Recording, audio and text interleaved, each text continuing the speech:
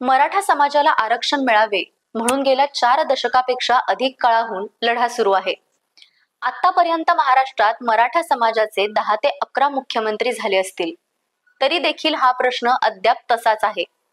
मराठा समाजाच्या आरक्षणाची मागणी 40 वर्षापूर्वी प्रथम मांडण्यात आली होती. त्यावेळी मराठा समाजातीलच लोकांनी त्याला नाके मुरडली. मराठा समाजाला आरक्षणाची काय गरज आहे असे म्हणत मराठा समाजातीलच लोकांनी विरोध केला होता. परंतु काळ जाईल तशी परिस्थिती बदलत गेली. याला मराठा समाज देखील अपवाद राहिला नाही. कुटुंब विभक्त होऊ लागली, जमिनीचे तुकडे होऊ लागले, आर्थिक चक्र उलटी फिरू लागली. त्याचा परिणाम मुलांच्या शिक्षणावर, त्यांना मिळणाऱ्या नोकऱ्यांवर होऊ लागला. यातूनच मराठा समाजाच्या आरक्षणाची मागणी पुढे जोर धरू लागली. आज आपण याच विषयावर चर्चा करणार आहोत. मी सई आपल्या चॅनेलमध्ये तुमचं स्वागत करते. तर चला बघूया खरं काय. मराठा आरक्षणाची पहिली मागणी साधारणपणे 1978 मध्ये करण्यात आली. त्यावेळी मुख्यमंत्री वसंतराव नाईक होते. तेव्हापासून मराठा आरक्षणाचा विषय गाजत आहे. मराठा समाजाच्या आरक्षणासाठी आणि मराठा समाजाच्या आर्थिक विकासासाठी अण्णासाहेब पाटील यांनी प्रयत्न केले. अण्णासाहेब जावळे पाटील, विनायक मेटे, छत्रपती संभाजीराजे आणि आता मनोज जरांगे पाटील आदींनी आपापल्या परीने मराठा समाजाच्या आरक्षणासाठी आंदोलने केली. त्या काळात त्यांच्या नेतृत्वाखालील आंदोलने प्रचंड गाजली.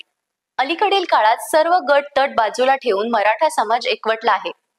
मराठा समाजाच्या वतीने शांततेत मोर्चे काढण्यात आले. मोर्चे एवढे प्रचंड होते की त्याची दखल सरकारला घ्यावी लागली. महाराष्ट्र सरकारने 2014 मध्ये मराठा समाजासाठी 16% आरक्षण देण्याचा निर्णय घेतला, पण तो न्यायालयात आव्हानांच्या फेऱ्यात अडकला. हे आरक्षण न्यायालयामध्ये टिकू शकले नाही. त्यामुळे मराठा आरक्षणाचा प्रश्न अजूनही तसाच प्रलंबित आहे. कोणतेही आंदोलन असो, यामध्ये 2 मतप्रवाह असतात. त्यापैकी एक शांततेच्या मार्गाने जाणारा असतो, तर दुसरा आक्रमक असतो. मराठा आरक्षणाच्या बाबतीतही तसेच घडत गेल्याचे दिसते. मराठा समाज हा महाराष्ट्रातील एक मोठा आणि प्रभावी समुदाय आहे. ऐतिहासिक दृष्ट्या हा समाज मुख्यतः शेती व लष्करी सेवेत होता, पण आधुनिक काळात त्यांना शैक्षणिक व आर्थिक प्रगतीसाठी अधिक संधी मिळाव्यात अशी मागणी होत आली आहे. साधारणपणे 1980च्या दशकापासून मराठा समाजाने सामाजिक आणि शैक्षणिक मागासलेपण दाखवत आरक्षणासाठी जोर धरला आणि राज्यभरात मराठा आरक्षणाचा वनवा पेटला. मराठा समाजाच्या आरक्षणासाठी मनोज जरांगे पाटील यांनी आंदोलने सुरू केली. त्यांनी अंतरवली सराटी या आपल्या गावी उपोषणास सुरुवात केली. या आंदोलनाला पाठिंबा मिळत गेला. हे उपोषण सुरू असतानाच पोलिसांनी कार्यकर्त्यांना पांगवण्यासाठी लाठीमार केला आणि एका रात्री नकाशावर असणारे अंतरवली सराटी हे गाव प्रत्येकाच्या तोंडी येऊ लागले. मनोज जरांगे पाटील यांनी आंदोलनाची धार टप्प्याटप्प्याने वाढवण्याचा निर्णय घेतला आणि मराठा समाजाच्या जनजागृतीसाठी महाराष्ट्र दौरा सुरू केला. त्याला सर्वत्र चांगला प्रतिसाद मिळत गेला. परंतु त्यांनी आपल्या आंदोलनात सरकारने आपल्याकडे चर्चेला यावे अशी भूमिका घेतली. निवडणुका तोंडावर होत्या, त्यामुळे सरकारनेही त्यांच्याशी चर्चेच्या फेऱ्या सुरू ठेवल्या. परंतु त्याचा काही एक फायदा झाला नाही. जरांगे पाटील यांचे आंदोलन सुरू असतानाच रविवारी कोल्हापुरात मराठा आरक्षण परिषदेच्या वतीने राज्यातील प्रमुख संघटनांच्या प्रतिनिधींची बैठक आयोजित केली होती. या बैठकीला राज्यातील 42 संघटनांचे प्रतिनिधी उपस्थित होते. या बैठकीमध्ये सुरुवातीलाच कोणाला विरोध करण्यासाठी नाही, तर मराठा समाजाचे प्रश्न सोडवण्यासाठी, मराठा समाजाला आरक्षण मिळावे यासाठी आजची बैठक बोलवण्यात आल्याचे स्पष्ट करण्यात आले.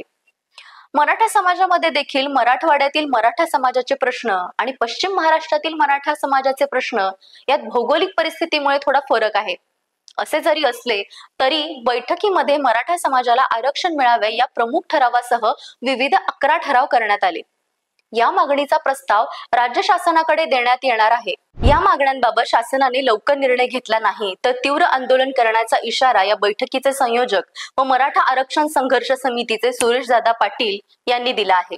या बैठकीत आणखी एक महत्वाची घटना घडली, ती म्हणजे मराठा समाजाच्या प्रश्नांवर परिषद घेण्याचे ठरवण्यात आले. ही बैठक दैनिक पुढारीचे मुख्य संपादक पद्मश्री डॉक्टर प्रतापसिंह जाधव यांच्या नेतृत्वाखाली घेण्याचे निश्चित करण्यात आले आहे.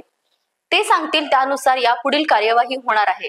त्यामुळे गेल्या काही महिन्यांपासून मराठा आरक्षणाच्या प्रश्नांवर शासकीय पातळीवर बंद झालेली चर्चा आजच्या बैठकीमुळे पुन्हा सुरू होण्याची शक्यता निर्माण झाली आहे. या बैठकीत परभणीला व्यापक बैठक घेण्याची मागणी करण्यात आली आहे.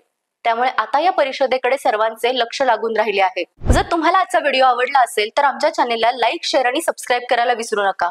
पुन्हा भेटू अशा चर्चांसह. तोपर्यंत जय हिंद, जय महाराष्ट्र.